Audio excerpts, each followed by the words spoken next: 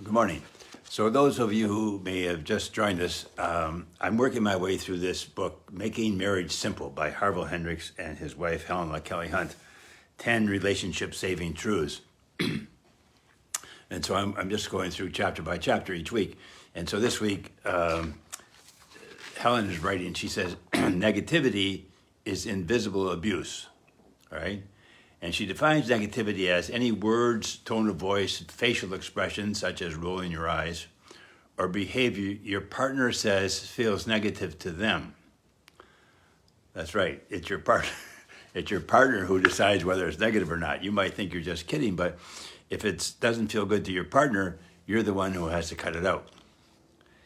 She says, negativity makes your partner feel unsafe.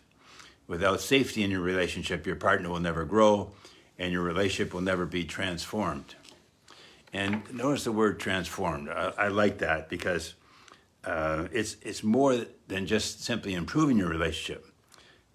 Webster Dictionary defines transform as it implies a change either in external or internal, in external form or in inner nature in function. Helen says, this one attitude shift, negativity is invisible abuse and must stop, will profoundly impact not only your partnership, but all your other relationships as well. You begin to experience your relationship as wondrous and deeply fulfilling. So it's the idea of transforming a relationship. Anyway, she suggests 3 ways that couples can slip into negativity. And one is, she calls it critical thinking. And critical thinking has its place, obviously, but that place is not in your marriage. And watch this. We're generally the most critical of our partner when they aren't acting or reacting to things the way we think they should. And this annihilates your partner. So in our workshops, we tell our couples, your partner is not you. Because when you're critical about how your partner acts or reacts, you're really getting upset at them for not being you. Anyway, your partner is not you. Second way, competition. Again, competition has its place, but that place is not smack dab in the middle of your marriage. She says the obvious way couples are competitive is when each one asserts that they are right, read superior, and the other is wrong, read inferior. The bottom line is this: when you feel superior to your partner, whether it's because you believe you're better or because you feel they didn't have it as bad as you did, it's a sure sign you're in competition. And the last way people can slip into negativity, she says, is constructive criticism. While constructive criticism has its place, that place is not, you guessed it, neatly nestled in the loving arms of your marriage. Let us assure you, there are plenty of people, siblings, bosses, friends, your children, parents, who stand ready and willing to give constructive criticism to your partner. You don't have to be one of them.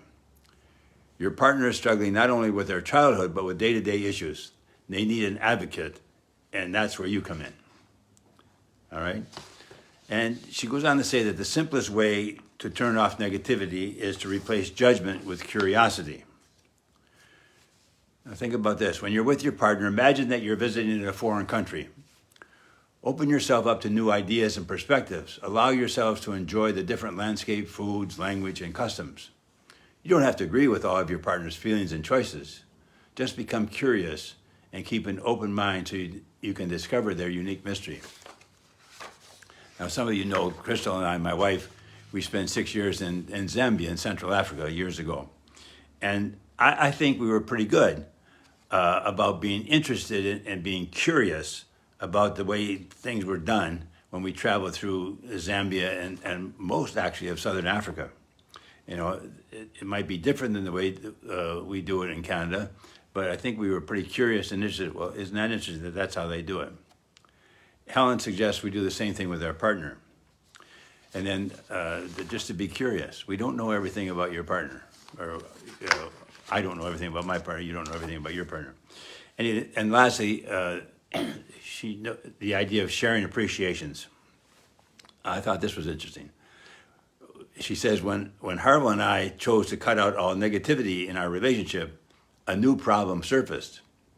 Suddenly it was so quiet. It was embarrassing to admit, but we didn't know how to speak to each other without being negative. So we designed another exercise, one that would help us focus on what we actually liked about each other. Obviously, your energy follows your attention. We knew that when we were negative, all we were doing was creating more negativity. What would happen if we started flooding each other with positive comments? And we found that when we focused on what was working, we gradually began to see more and more of the good stuff. We actually began to see each other differently. Finally, each of us rediscovered that we were married to an amazing person, something we'd known long ago but had forgotten. Okay? So there you have it, folks. Negativity is invisible abuse.